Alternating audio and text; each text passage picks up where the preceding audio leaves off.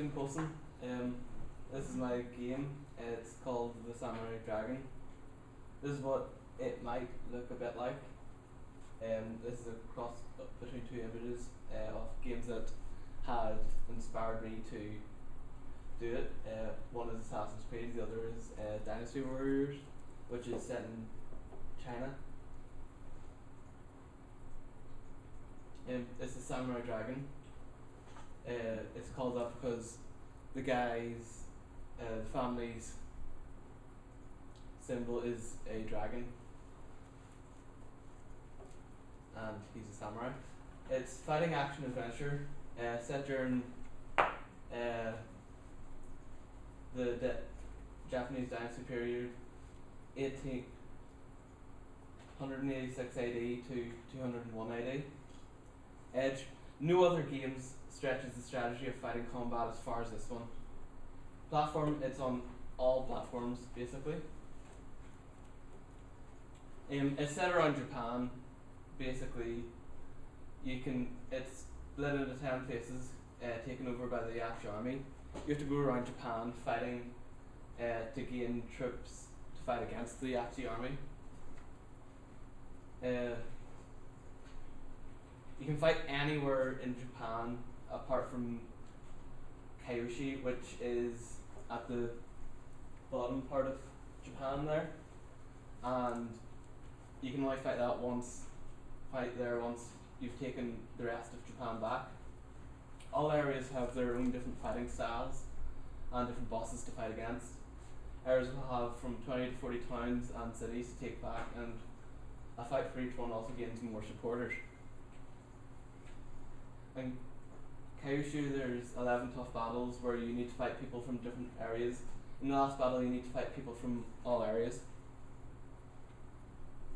Playable characters. The main playable character is Matsuki Kaori, a samurai from birth taught by his father, loved by all his town as a strong leader. With the soul of a poet and the power of an elephant, he charges through all obstacles. Non-playable characters.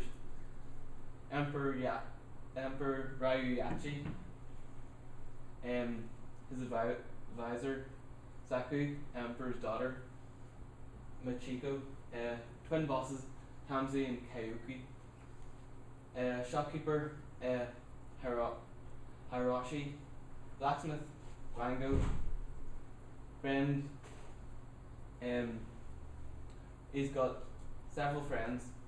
There's Kuniko, Toki, Seiko, Nariko,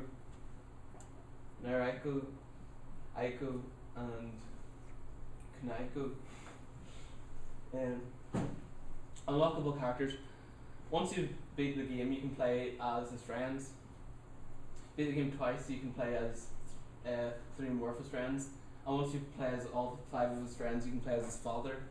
And then once you play as his father and beat the game, you can play as Emperor Ryu, but you play on the other side then, controlling his army, fighting against the rebellion. I'll start this as a tutorial. You playing as a child at 12, learning basic sort of fighting controls. It gets dark, you go home, your mother's crying, your father died in war. 5 years later, you're 17, you're fighting with friends, and your friends decide to join the army. 9 years later, you're age 26, you and your friends are well-known army generals. Walking through the city, everyone's greeting you and is happy to see you. You go to a meeting in the briefing room to talk about the battle against the Yachi army. The Yachi army, who are they? The Yachi army are trying to spread the influence all over the world, starting with Japan. Their leader, Ryu Yachi. Where did they come from? They came from the southwest of Japan. What have they done? They killed your father and friends in battle. This is what it might sort of look like. Fight till you faint, or kick ass. Actual game, basic levels. You fight against your Yachi army who are trying to take over your home territory. Increased difficulty. Basically, you're fighting to the middle of the field. Enemy ratio is like 50 to 1. Fighting, you fall due to exhaustion right at the start. You see your friends dying around you, and it's very emotional.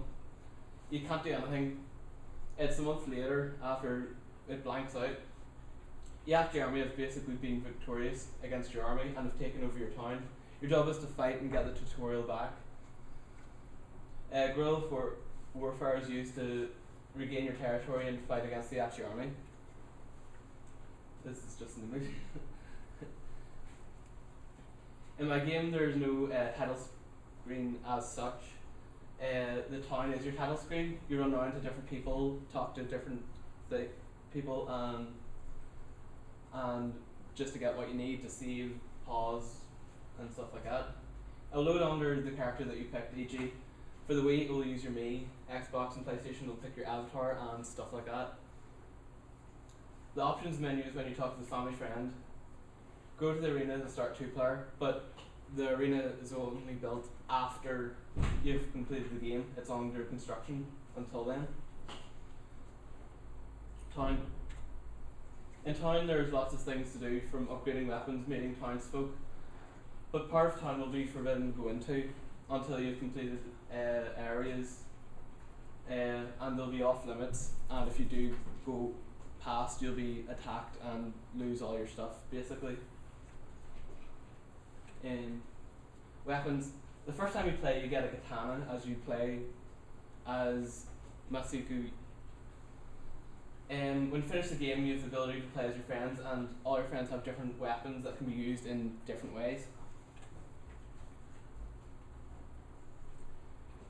Rewards, there's different points you can get to go up experience bar, better access to ammunition like bows and arrows and stuff like that. Upgrade weapons, there's weapon split, unlock more stuff like health and stuff like that, and then you can upgrade weapons via the blacksmith. Each different type of weapon upgrades in different ways. Some weapons upgrade split, where you choose which weapon upgrade to pick. Throughout the game there are lots of different items to collect, some in town, others in the battlefield. Some items will be instantly used, can be used in the city, and others can be used at the start of battle, like to increase health. The kite is an item that can be used at any time once it is unlocked. You can use it to fly over the battlefield, gain maps so you can see more enemies and stuff where everyone is. Fly over land on top of enemies, thus killing them. It may be used to make to the top of mountains, buildings and battlements, but can be shot down with arrows or flaming arrows. This is what it might look like. Animals. Get different animals in the game to help you move on, progress faster and stronger, but players can be easily injured when on the animals, like knocked off and stuff like that. Minigames. There are lots of minigames around the town to do with scores set by your family and friends. Completion of the minigames will give you item upgrades, health, energy, and people will join your army once you start it. Types of minigames. The first minigame is Sushi Chef, where you're asked to help in the kitchen where your mother worked, and her work was very good. If you beat your mother's score, you'll get longer health bar and move to a harder level. There's an archery minigame where you start shooting off cans off wall, but then as you progress you'll start shooting apples off people and then eventually moving people's heads. Minigames continued. The speed slice minigame cuts down as many enemies as you can before the time runs out. Kite Rider, fly as far as you can without being shot down by arrows. The tournament, fight against different opponents as fast as you can. Design, it's the most creative part of the game. Basically, you can design everything from what your weapons are like, what you're wearing, and also the kite. Your army, as you progress through the game and help people, you gain followers, and they tell their friends about what you're doing. Farmers, if you help them, you'll get 10 to 20 people. Landowners, 20 to 50. Councillors, 150 to 250. Town city officials, 100 to 300. mayor 300 to 600, and sector owners, which own all the sectors, getting 1,000 to 5,000, and there's a possibility of getting 10 million followers to fight alongside you. Battling. As you're about to battle, you can choose the amount of people you want to battle with you, from 0 people, which will be deadly, to all the men that you have. But if you lose them, then you'll have to go around collecting more men again to fight. You can select up to 20 men to level up and become generals. 12 men may become your personal bodyguards and have weapons that you decide. You can also choose where your bodyguards and generals will go, and they will help increase support where support is needed. Maps have certain amounts of men that can be that can come out in times of crisis where your men are low. Others will come out as reinforcements.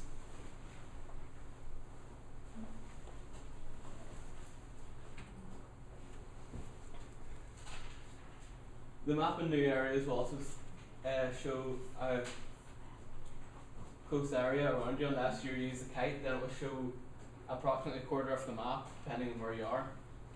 Map in the top right corner of the screen, that so you can have a rough estimate of where you are. Enemies are indicated in red, and allies are indicated in blue. You can pause the game at any time to go onto the map screen, where you can see all the map that you've unlocked so far. In battle, you can go up post in the field and organise your army where they should go.